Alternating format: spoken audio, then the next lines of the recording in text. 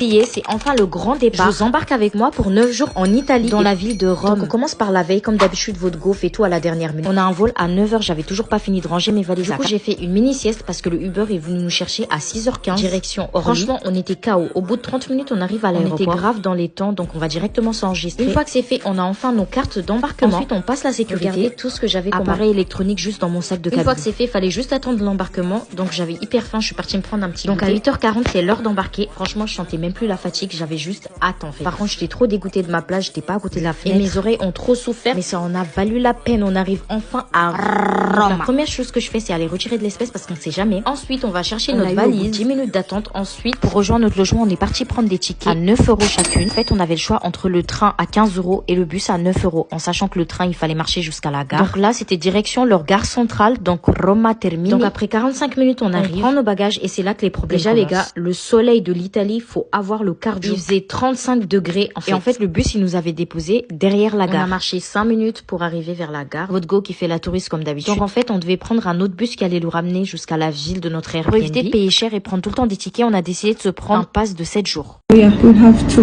Donc ça nous a coûté 24 € par personne. Ensuite, direction le bus qui doit nous ramener. On a vraiment souffert, on a perdu facile 40 minutes à chercher. Un coup c'était à droite, un coup c'était à gauche. Et comme on comprend rien à la langue, on est parti faire une petite pause au McDo parce qu'on allait craquer. En fait, moi j'étais trop contente, j'avais trop envie de voir la différence avec la France.